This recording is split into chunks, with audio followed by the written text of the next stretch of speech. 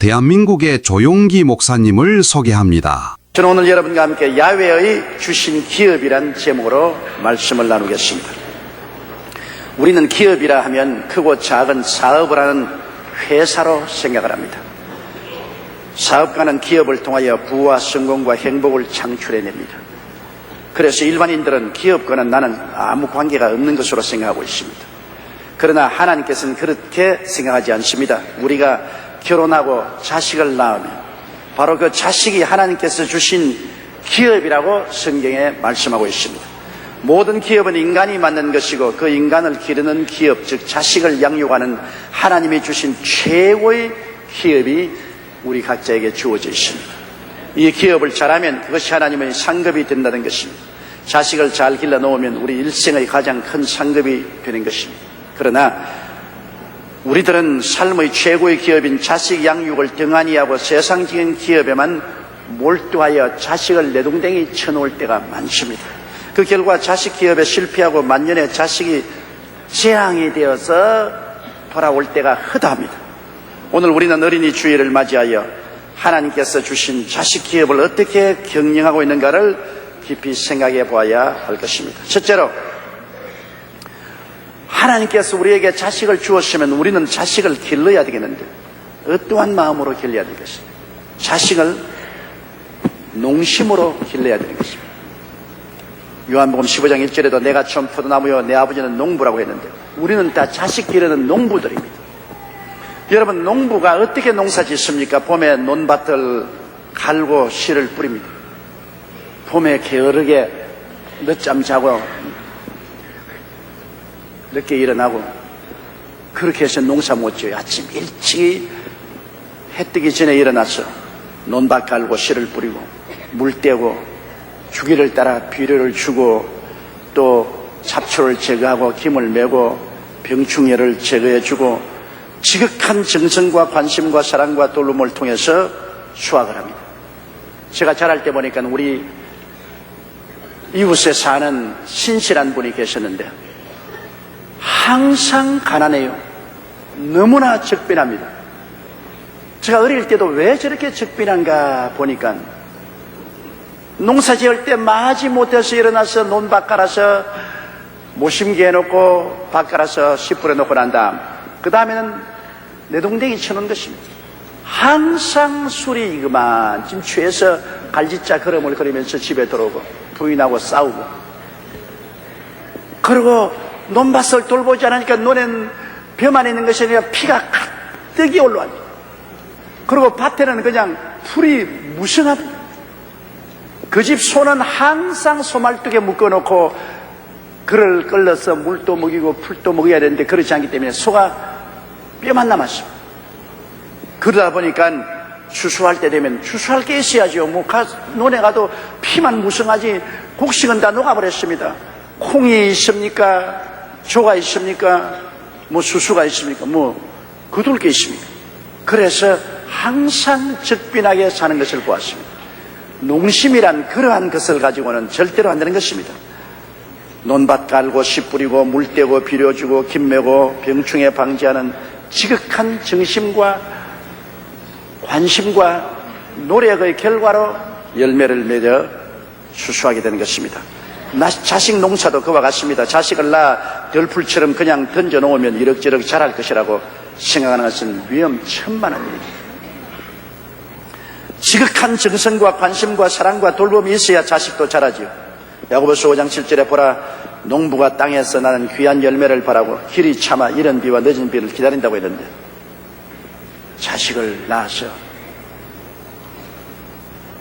기를 때 얼마나 큰 정성을 기울여야 되지 않습니까? 그래야 자식 농사를 잘 지어서 훌륭한 열매를 거둘 수가 있는 것입니다. 그런데 우리가 두 번째 생각하고 싶은 것은 이 자식 농사는 바로 가정교육으로부터 시작하는 것입니다. 가정이 자식 농사의 못자리이자 기업의 터전입니다. 가정의 사랑과 화목과 평안이 넘치는 분위기가 되면 그 분위기를 마시고 자녀들이 자라게 되는 것입니다. 부부, 자식 간의 이해와 동정과 사랑과 화목과 평안이 있는 가정에는 자식이 그 분위기를 마시고 아주 마음으로 안정되고 평안하게 잘 자라게 되는 것입니다. 그러나 만일 가정에 사랑이 없고 화목이 사라지고 평안이 없고 분쟁이 넘치고 불안하고 고통스러우면 모두 다 그 불안한 심정 속에 자녀가 자라기 때문에 결코 사회에 적응하지 못하고 이웃을 사랑하고 화목하게 지내는 것을 배우지 못해서 문제아가 되어버리고 마는 것입니다. 여러분, 평화가 얼마나 중요한지 압니까? 가정의 평화라는 것은 어떠한 것 주고도 바꿀 수가 없습니다. 평화가 다이아몬드라면 세상에 부귀영화 공명이란 풀이나 나무나 흙과 같습니다. 평화가 있어야 행복도 있고 일도 잘 되고 성공도 가져올 수 있는 것입니다. 부부 간에 평화가 있어야 되고 부모 자식 간에 평화가 있어야 되고 이웃 간에 평화가 있어야 되는 것입니다. 지금 우리 한국에 평화가 없으니까 경제가 되지 않지 않아요? 왜 IMF보다 더 나쁘다고 말합니까? 그것은 우리 한국에 지금 평화가 없기 때문인 것입니다. 미군이 한국에서 떠나간다, 한국의 안정이 보증되지 않는다고 생각하니까 외국 투자가들이 한국에서 투자한 것을 뽑고 투자를 규제하지 않습니까? 북한의 핵 문제로 말미암아 한국에 전쟁이 일어나면 불바다가 된다고 생각하기 때문에 불안함으로 사업이 되지 않지 않습니까? 평화가 있어야 사업도 되고 성공도 있고 행복도 있을 수가 있는 것입니다. 그렇기 때문에 여러분, 더구나 부부 간에와 부모 자식 간에는 어떠한 희생을 당하더라도 평화를 가져야 됩니다. 주님은 거기에 대해서 놀라운 지혜로운 말씀을 주셨습니다. 마태복음 5장 39절로 42절에 보면 누구든지 내 오른편 뺨을 치거든 왼편도 돌려대며 또 너를 송사하여 속옷을 가지고자 하는 자에게 겉옷까지 가지게 하며 또 누구든지 너로 억지로 오리를 가게 하거든 그 사람과 심리를 동의하고 내게 구하는 자에게 주며 내게 구고자 하는 자에게 거절하지 말라. 이는 너무 과격한 가르침 같습니다. 이런 패배주의 아니냐 그렇게 하지만은 주님께서는 이와 같은 희생을 당하더라도 평화를 가지는 것이 가장 축복을 받고 행복을 얻고 성공하는 길이라는 것을 가르쳐주기 위한 것입니다. 부부간에 그렇지 않습니까? 부부간에 싸워서 이겨서 무슨 유익이 있으며 진다고 무슨 큰 손해가 있습니까? 부부간에 서로 다툼이 있을지라도 그 어느 한쪽이라도 오른편 뺨을 치면 왼뺨을 돌려야 되고 속옷을 달라면 겉옷도 내어주고 오리로 억지로 가지면 심리를 주는 양보하는 마음으로 평화를 가지면 그것이 큰 행복을 가져오는 것이지, 부부간에 서로 이겼다고 아웅다웅 싸우고 마음이 얼음장같이 차져서 나가면 일도 안 되고 사업도 안 되고 가정일도 안 되고 모든 것이 엉망이 됩니다. 가와만상성 아닙니까? 부모 자식 간에도 그렇지 않습니까? 부모와 자식 간에 이기면 뭐하며 지면 뭐합니까?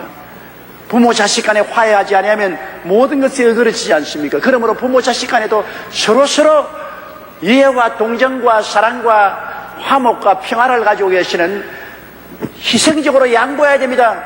부모든 자식이든 오른뺨을 맞는 손해가 오면 왼뺨도 돌려대고 속옷을 달라면 겉옷도 주고 오리를 가지면 심리를 가더라도 평화를 가지고 있으면 그 평화가 축복과 성공과 번영과 행복을 창조해내는 것입니다.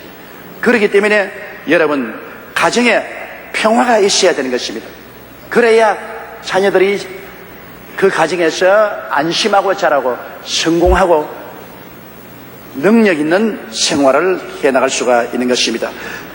우리 가정에서 부모님들이 자녀들을 성장하는 데 롤모델이 됩니다. 모범이 되는 것입니다. 결혼할 때 신랑 신부를 알려면 그 부모를 살펴보는 것입니다. 아들은 아버지를 보고 자라죠. 딸은 엄마를 보고 자랍니다. 그러므로 어떤 신랑이냐, 그 아버지가 어떤 아버지냐, 그 아버지의 그 아들입니다. 어떤 신부냐, 그 어머니의 그 딸이기 때문에 그 어머니가 어떠한가 살펴봐야 합니다. 거의 틀림없이 아버지를 아들은 닮고 엄마를 딸은 닮게 되는 것입니다.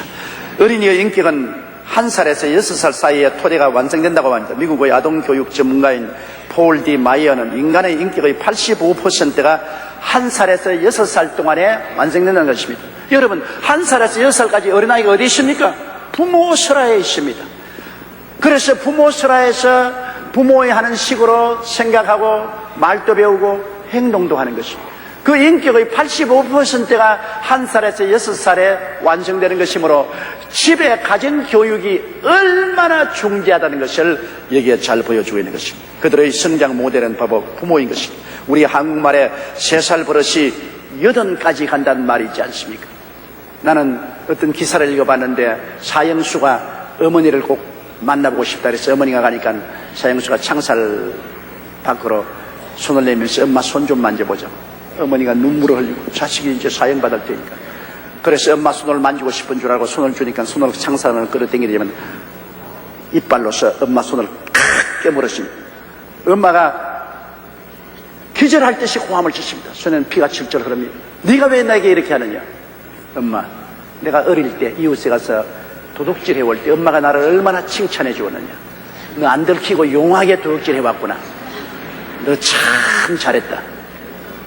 엄마의 칭찬 때문에 나는 바늘도둑이 소도둑되고 그 다음에는 살인까지 해서 오늘 사형을 받게 되었다.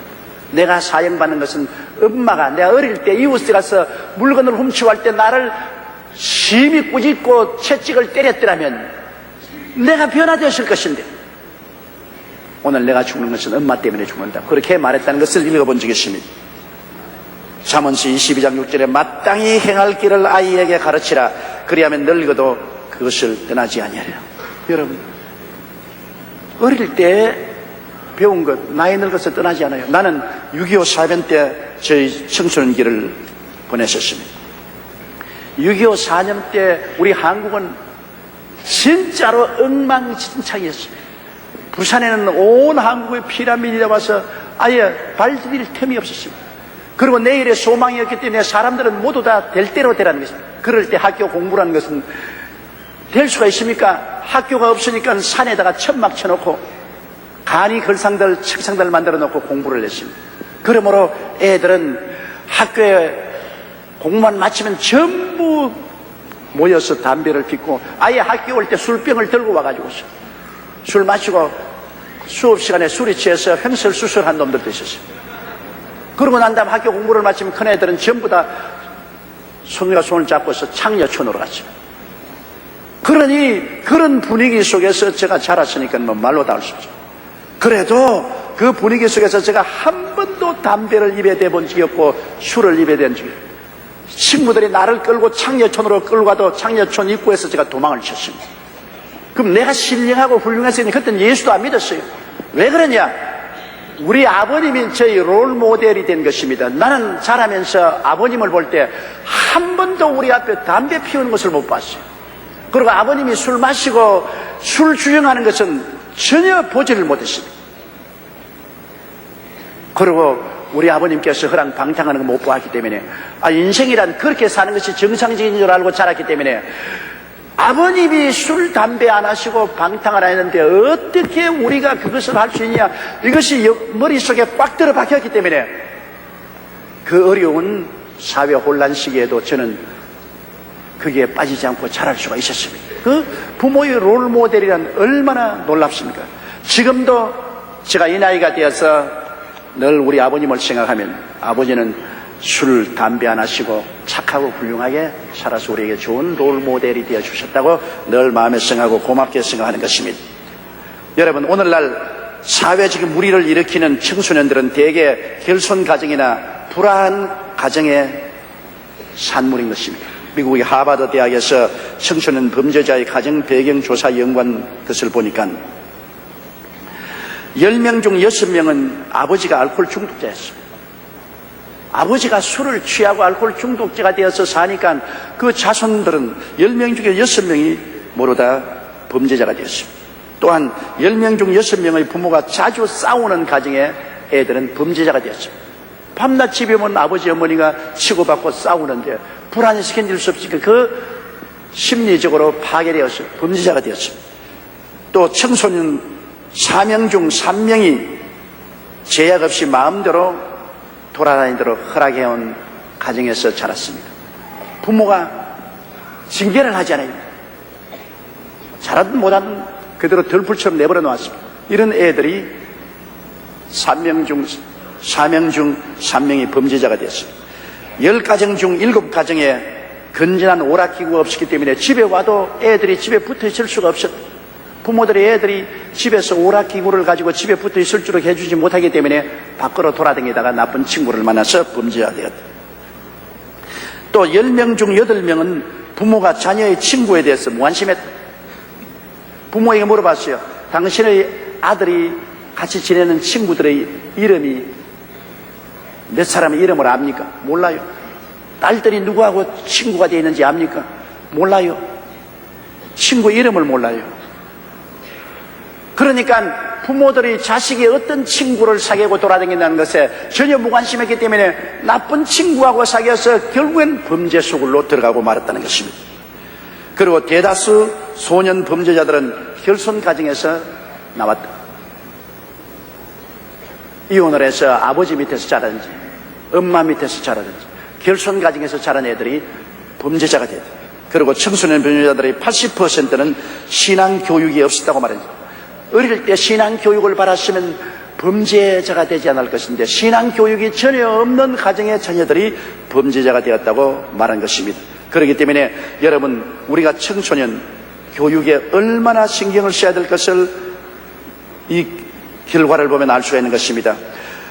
자녀가 자랄 때, 자녀를 양육할 때 선악의 선을 분명히 그어줘야 돼요. 자동차 사고를 안 내려면 차선을 분명히 그어놓고 차선을 지키면 과속이나 충돌 사고를 내지 않을 확률이 많지 않습니까? 자녀들에게도 그와 같습니다. 선에는 칭찬을 아끼지 말며 악에는 경고와 벌을 내리는, 어린아이들이 잘하거든 흠뻑 칭찬해 주십시오. 애들은 부모의 칭찬이 굉장히 좋습니다. 여러분, 제가 나이가 68살 아닙니까? 우리 아버님이 나이가 91살인데 91살 잡으시는 아버지가 68살 먹는 아들에게 오늘 설교 잘했다고 칭찬으로 전해주면 그렇게 기분이 좋다고. 91살 먹는 아버지가 68살 먹는 아들에게 칭찬해줘도 내가 그렇게 듣기가 좋습니다. 우리 아들도 내게 와서 말해요. 내가 섭섭한 말을 하면 아버지, 내가 이렇게 한 것은 아버지에게 칭찬 좀 들으려고, 인정받으려고 이렇게 노력을 했는데 아버지가 나를 인정 안 해주니까 내가 섭섭하다. 그 말을 할 때 내가 충격을 느꼈습니다. 자녀는 부모에게 인정받으려고 합니다. 부모에게 칭찬받고 싶습니다.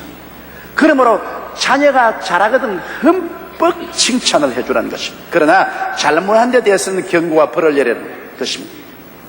잠언 22장 15절에 아이의 마음에는 미련한 것이 얽혔으나 징계하는 채찍이 이를 멀리 쫓아내리라고 했습니다. 어린아이들은 미련하지 않습니까? 아직 어리니까. 징계의 채찍을 때리면 머릿속에 있는 미련이 쫓겨나간다고 말한 것입니다. 요사이는 어린아이들 체벌하지 말라고, 부모도 체벌하지 말고 학교도 체벌하지 말라겠는데요. 여러분, 체벌을 하지 않으면 그 머릿속에 있는 미련함이 떠나지 않습니다. 잠언서 23장 13절로 16절에 아이를 훈계하지 아니치 말라. 채찍으로 그를 때릴지라도 죽지 아니하리라. 그를 채찍으로 때리면 그 영혼을 음부에서 구원하리라고 말한 것입니다. 잘못하면 채찍을 때려야 돼요. 그래서 다시 죄를 범치 않아 영혼이 음부에 떨어지지 않도록 부모가 돌봐줍니다. 그 채찍을 무슨 미움으로 때린 것이 아니라 사랑의 채찍을 말하는 것입니다. 잠언서 29장 15절에 채찍과 꾸지람이 지혜를 주거늘 임의로 하게 내버려 두면 그 자식은 어미를 욕되게 하느니라. 채찍과 꾸지람이 지혜를 준다 그랬습니다. 아까 채찍과 꾸지람이 머릿속에 어리석음을 내 쫓는다고 했는데 또한 채찍과 꾸지람이 마음의 지혜를 줍니다. 두 번 더 생각하게 되고 잘못을 알게 되고 그리고 올바른 행동을 하게 되니 지혜롭게 되지 않습니까? 이러므로 자녀 양육에 선악의 선을 분명히 그어주어야 되는 것입니다. 셋째로 여러분, 우리는 자녀의 신앙 교육에 깊은 관심을 가져야 됩니다. 사람이 온 천하를 다 얻어도 자기 목숨을 잃으면 아무 유익이 없습니다. 자녀들이 나중에 출세해서 큰 재벌이 되고 법관이 되고 교수가 되고 대통령이 된다 해도 그 영혼을 잃어버리면 자식 농사 헛지은 것입니다. 사람이 70, 80년 살고 죽어서 지옥으로 가버리고 잊어버린 바는 무슨 소용이 있어요? 부모가 올바른 자식 농사를 지으려면 영혼의 문제를 깊이 생각하고 신앙 교육을 철저히 어릴 때부터 시켜야 되는 것입니다. 어릴 때 신앙을 심어줘야 되는 것은 잠언서 22장 6절에 마땅히 행할 길을 아이에게 가르치라. 그리하면 늙어도 그것을 떠나지 아니하리라. 어린아이 때 가르쳐 놓으면 늙어도 떠나지 않습니다. 가톨릭 교회에서는 뭐라고 하는지 압니까? 당신의 자녀를 6살까지만 우리에게 맡겨주십시오. 그러면 평생 가톨릭 신자로 남게 만들어주겠습니다. 그거 보십시오. 어릴 때 신앙 교육이 평생을 갑니다. 제가 가만히 목회해보면 교회 학교에 나온 사람들이 나중에 청소년이 되어서 교회를 떠났다가도 나이를 먹어서 또 교회를 찾아옵니다. 어떻게 해서 교회를 찾아오니까 목사님 나는 어릴 때 교회 학교에 나갔습니다. 한평생에 늘 교회 학교의 가르침이 내 마음속에 있어서 교회로 돌아오게 되었습니다. 그러므로 어릴 때 교회 학교에 나와서 말씀을 심어놓는 것이 늦게 사기 트더라도 사기 터서 열매를 맺게 되는 것입니다. 디모데후서 3장 15절에 또 내가 어려서부터 성경을 알았나니 성경은 능히 너로 하여금 그리스도 예수 안에 있는 믿음으로 말미암아 구원에 이르는 지혜가 있게 하느니라고 말했습니다. 어릴 때 성경을 가르쳐 놓으면 그 성경이 구원에 이르는 지혜가 되어서 언제고 그 사람이 구원에 들어올 수 있도록 만들어주는 것입니다. 저는 우리 교회에 나오는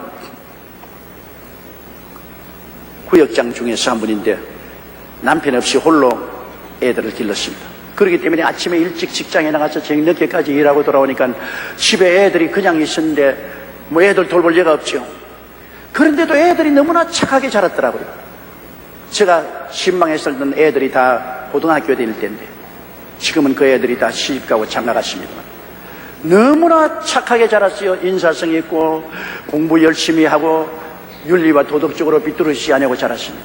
그래서 내가 그 구역장님에 물었습니다. 어떻게 아버지도 없이 어린아이를 길렀는데 이렇게 잘 양육시겠냐? 그러니까 난 별로 한 것이 없습니다. 주님이 길러주셨습니다.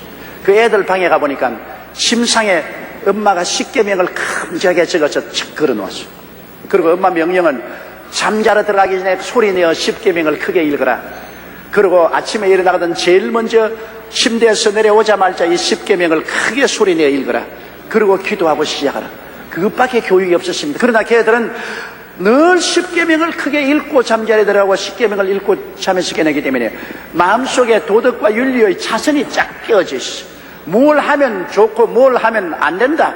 무엇이 하나님을 기쁘게 하고 무엇이 하나님을 노하게 하는 것을 어릴 때부터 알았기 때문에 행동을 바르게 했습니다. 머릿속에서 어리석음이 떠나가고 지혜가 들어와서 그렇게 훌륭하게 자란 것을 보았습니다. 여러분, 모세가 이스라엘을 인도하여 내어 적과 꿀이 흐르는 땅으로 데리고 왔지 않습니까? 그러나 모세는 실제 자랄 때 바로의 궁전에서 자랐습니다. 그가 배운 모든 학문은 애굽의 학문이었고 바로 궁전에서 온갖 호화 사치를 다 누렸습니다. 그가 어릴 때 그 부모가 버렸습니다.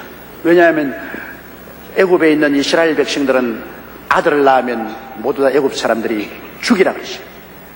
그래서 모세의 아버지 어머니가 모세를 낳아서 보니 너무나 아름다운 애지만은 기를 수가 없기 때문에 갈상자를 만들어서 나일강에 떠내려 보냈습니다. 그런데 바로의 공주가 목욕하러 왔다가 어린애의 울음소리를 듣고 갈상자를 넣어보니 아들이거든요. 자기가 길러야 되겠다고 생각할 때 모세의 누이가 그 옆에 있다가 내가 유모를 구해올까요? 구해오느라. 그 유모가 바로 친어머니였습니다.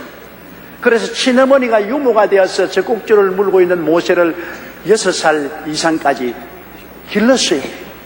그래서 철저히 야훼 하나님을 경배하는 신앙을 넣어주었습니다. 그래서 그 다음에는 바로의 딸이 데리고 바로의 궁에 들어가서 왕궁의 교육을 배우고 애굽의 교육을 배우고 완전히 애굽 사람으로 키웠는데도 불구하고 그 마음속에 어릴 때 어머니 품에서 배운 하나님에 대한 신앙이 뿌리가 내려서 40이 되자 이스라엘을 독립시키려고 혁명을 일으켰다가 실패하고 미디안으로 도망을 쳤다가 80에 그는 도로 돌아와서 이스라엘 백성을 인도하여 내었습니다.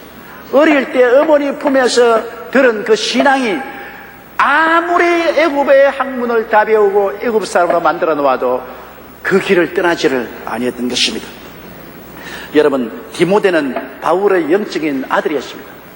바울의 후계자였고 정말 신앙이 좋았는데 바울이 디모데를 이렇게 평했습니다. 디모데후서 1장 5절에 이는 내 속에 거짓이 없는 믿음을 생각함이라. 이 믿음은 먼저 내 외조모 로이스와 내 어머니 유니게 속에 있더니 내 속에도 있는 줄을 확신. 디모데 속에 있는 신앙이란 외조모 속에 있는 신앙, 어머니 속에 있는 신앙이 너게 전달되었다. 그러므로 사실은 혈통은 아버지께로 있지만 신앙은 어머니께로부터 있는다는 말은 틀림이 없는 것 같습니다. 대개 위대한 신앙인들은 그 어머니의 신앙을 본받아서 위대한 신앙인들인 것입니다. 어머니 품에 있을 때 젖꼭지 물고 배운 신앙이 일평생을 좌우하는 것입니다. 그러므로 신앙적 삶을 가르치는 부모가 되어야 됩니다. 신명기 6장 5절로 7절에 너는 마음을 다하고 성품을 다하고 힘을 다하여 내 하나님 야훼를 사랑하라. 오늘날 내가 네게 명하는 이 말씀을 너는 마음에 새기고 내 자녀에게 부지런히 가르치라고 말합니다. 자녀에게 게으르지 말고 부지런히 이 신앙의 원리를 가르치라고 말한 것입니다. 자녀들에게 먼저 그 나라와 그 의를 가르치는 것은 부모가 솔선수범해야 되지요. 가정예배, 그 참 자녀들에게 중요합니다. 어떠한 우리 자매님이 자기가 신앙으로 훌륭하게 자랄 수 있는 것은 매일 저녁 가정예배 때문에 아버님이 9시면 가정예배를 드립니다.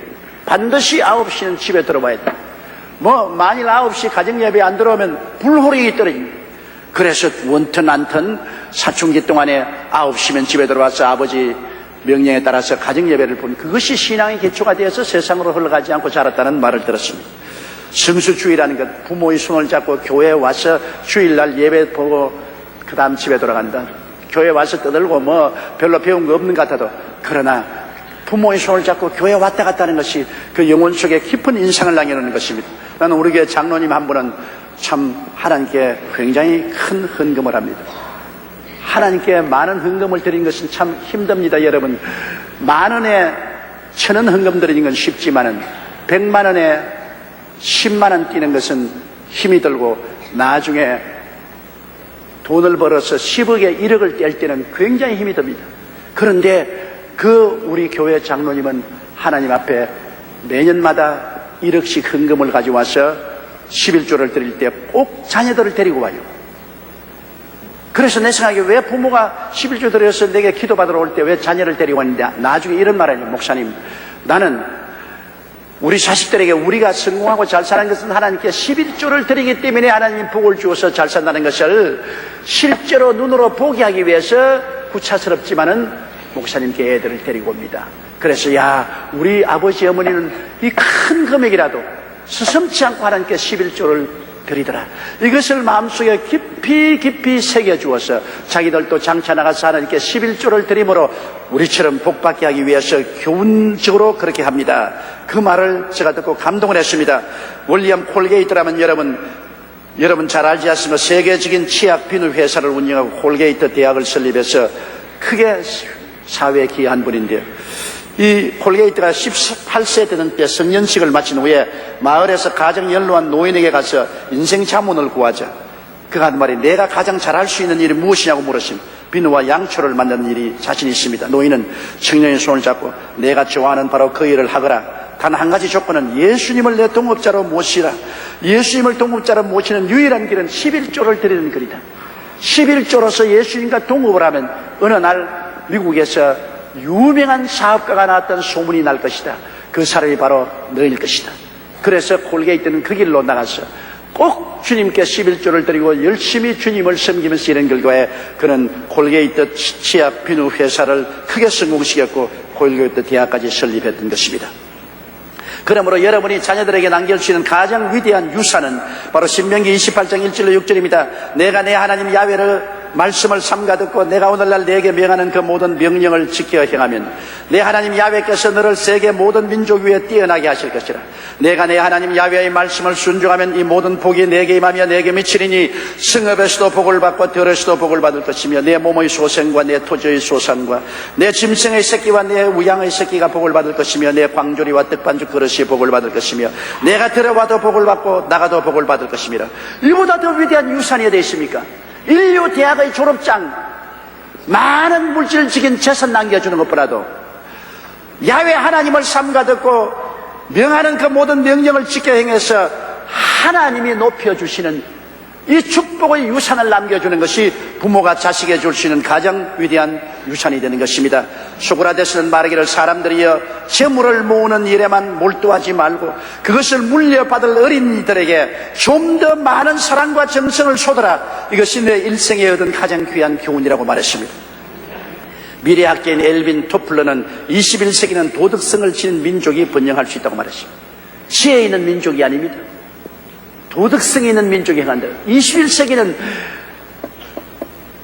큰 회사들도 도덕성이 있는 회사는 살아남고 도덕성이 없는 회사는 무너질 것입니다. 그런데 우리 한국은 지금 인성교육의 중요성을 강조를 하지 않고 있습니다. 인류대학 시험에 들어가기 위해서 애들이 찌들어지도록 시험 공부만 시킵니다. 인성교육은 내버려 놓았습니다. 일단 대학에 들어가면 이제는 아주 공부에 지쳐버렸어. 놀기를 원합니다. 가장 우리 한국의 큰 문제가 도덕성 교육이 없습니다. 그러므로 지혜로운 머리는 주지만은 그 지혜로운 머리로 살아갈 수 있는 도덕성이 결여하기 때문에 한국의 지혜로운 부정과 부패를 행하는 정치, 경제 지도자들이 얼마든지 성행하지 않습니까? 여러분, 지식은 있어도 지혜는 없고 저주할 줄은 알아도 감사할 줄은 모르고 시기할 줄은 알아도 칭찬할 줄은 모르고 경쟁할 줄은 알아도 협동할 줄은 모르며 쾌락은 알아도 사랑은 모르는 이러한 제2세 국민들을 우리가 만들고 있습니다.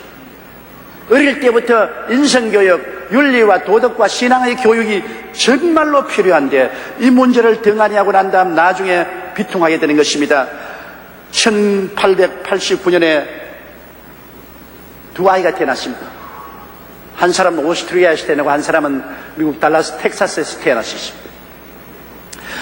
오스트리아에 태어난 사람은 오스트리아 부부 사이에서 태어났는데 그 아버지는 몹시 성미가 급한 사람이고 어머니는 가정보다도 사교 생활을 더 중요하게 생각하여 살았습니다. 그 어렸을 적에 아버지가 죽자 어머니는 바람이 나서 알코올 중독자인 숙모에게 애를 맡기고 달아나 버렸습니다. 이 소년은 신앙교육은 전혀 받지 못하고 미움과 천덕꾸러기가 되었다가 16살 때 학교를 중퇴하고 가출했습니다. 그는 닥치는 대로 일을 하며 연명하다가 독일군에게 입대하여 제1차 세계대전에서 독일이 패전한 후에 정치계에 투신하여 극렬분자가 되었습니다. 그리고 마침내 1933년에 독일 국민의 절대 영도자인 총통이 되었고 그 이름은 아돌프 히틀러였습니다. 그가 저지른 범죄는 여러분 잘 압니다. 유대인 600만 학살하고 온 구라파를 전쟁으로 토초하고 수천만 명의 생명을 죽이는 살인자가 된 거죠. 그 가정교육이 없이 그 가정이 헤어지고 비참하게 된 그 결과로 히틀러의 마음속에 심어놓은 세상과 이웃에 대한 원한과 미움이 이 결과를 만드는 것입니다. 그러나 똑같은 해 1889년에 미국 텍사스에서 태어난 이 소년은 아버지와 어머니의 사랑을 흡족히 받으며 자랐습니다. 아버지는 소년에게 하나님을 두려워하라는 가훈을 전해주었고 가족 모두가 교회의 가장 적극적인 봉사자로 이름이 높았습니다. 소년은 어른으로 성장해서도 어머니의 두 팔에 안겨 간구하게 기도하던 매일 저녁의 일과를 기억하고 있었습니다. 이 소년도 군대에 흥미를 느끼고 웨스트포인트 사관학교에 입학 졸업하였습니다. 그가 바로 제2차 세계인 당시 연합군 사령관이었던 아이젠하워요 후에 미국의 대통령이 된 사람입니다. 1944년 6월 6일 이 두 동갑내기는 전투에서 대면했습니다. 12월 동안 걸쳐 히틀러와 연합군 사령관 아이젠하워는 서로 싸웠는데 히틀러는 패배하고 1945년 4월 30일 지하 방공 대피소에 스스로 목숨을 끊었고 이 소식을 접한 전 세계는 박수갈채를 보냈습니다. 그러나 아이젠하워는 전쟁을 승리로 이끈 이후에 미국에 가서 미국 대통령이 되었고 그가 1969년 80세에 평화롭게 눈을 감았을 때 그의 죽음을 전 세계가 애도했습니다. 여러분 보십시오. 똑같은 해 동갑내기로 태어났지만 한 사람은 가정교육이 없고 다른 사람은 가정교육이 있고 한 사람은 하나님을 모르고 다른 사람은 하나님을 알고 한 사람은 가정과 사회에 적대감을 가지고 한 사람은 따뜻한 가정을 사랑하고 사회를 사랑하는 사람으로 자라났습니다. 그 결과가 한 사람은 파멸을 가지고 한 사람은 구원을 가져오는 위대한 인생을 살게 된 것을 알 수 있습니다. 넷째로 여러분 아동은 개인 소유물이 아니라는 것을 알아야 됩니다. 성경에 자녀는 하나님의 맡겨준 기업이라고 하는데 사람은 자식을 자기 소유물처럼 생각합니다. 4월 4일 국민일보에 보니까 제주도에서 이민주 어린 양 9세를 아버지가 밥을 발로 굶고 때려서 죽였습니다. 그 아버지가 부인하고 서로 결별해서 살고 있는데 이 딸이 엄마가 보고 싶다고 엄마에게 전화를 한다고 그 딸을 잡아서 밥을 굶기고 얼마나 때렸던지 나중에 가보니까 온몸이 부스러져서 죽었습니다. 이런 고약한 자식이 어디 있어요? 이런 자식들 때문에 우리 한국의 아버지상이 잊어지는 것입니다. 아동학대는 하나님 앞에서 무시무시한 범죄입니다. 마태복음 19장 14절에 예수께서 가라사대 때 어린아이를 용납하고 내게 오는 것을 금하지 말라. 천국이 이런 자의 것입니다. 하나님의 아들 예수님께서도 어린아이를 내게 오는 것을 금하지 마라. 이런 자가 천국 소유물이다. 어린아이는 주님의 것이지 우리 개인 소유물이 아닙니다. 보건복지부 발표해 보면 우리나라 잠재 피해 아동은 45만 명인데 서울에 9만 7천 명, 경기가 8만 3천 명, 부산이 3만 5천 명, 대구 인천이 2만 300명, 제주 5천 명인데 대개 피해 아동의 75%가 11세 이하인데 어떻게 피해를 받느냐? 부모들이 굶깁니다. 그리고 추워도 옷을 입히지 않습니다. 동상이 걸리게 하고 때리고 정서적으로 압박을 가하고 버리고 그리고 친부모가 친자식을 성폭행을 합니다. 이런 것이 오늘날 우리 한국의 현실입니다. 한국의 부모들이 깨어나지 못하면 하나님의 심판을 받을 것입니다. 성경 마태복음 18장 5절 6절에 누구든지 내 이름으로 이런 어린아이 하나를 영접하면 곧 나를 영접하미니 누구든지 나를 믿는 이 소자 중 하나를 실족해 하면 차라리 연자 맷돌을 그 목에 달리우고 깊은 바다에 빠뜨리는 것이 나음이라고 말한 것입니다. 아동은 제2세 국민으로서 사랑받고 보호되고 양육되어야만 합니다.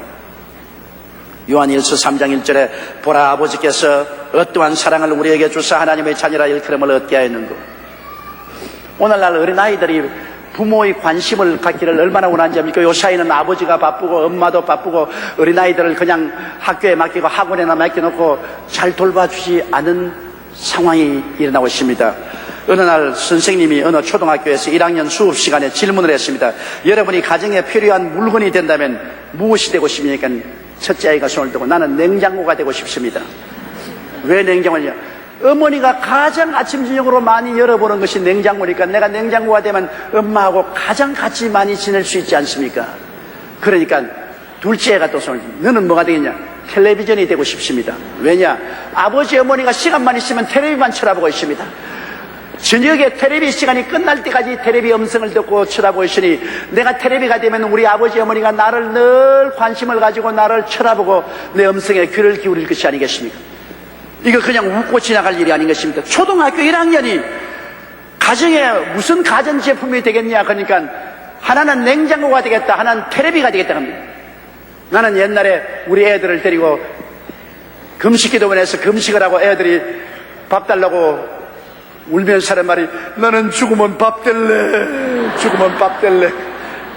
애들은 솔직하기 때문에 자기 솔직한 심정을 나타내는 것입니다. 이렇게 자녀들은 부모의 관심 속에서 자라고 부모의 관심이 없으면 마음의 상처를 입게 되는 것입니다. 아동은 국가의 장래이고 교회와 천국의 장래인 것입니다. 오늘 어린이 주일 매년 지나가는 행사로 지나칠 것이 아니라 하나님 앞에서 우리 부모들이 과연 하나님이 주신 기업인 자식들을 잘 기르는지 깊이 생각하고 반성해야만 합니다. 이것이 여러분의 위대한 기업입니다. 여러분의 어떠한 대기업, 중소기업, 구멍가게보다 중요합니다.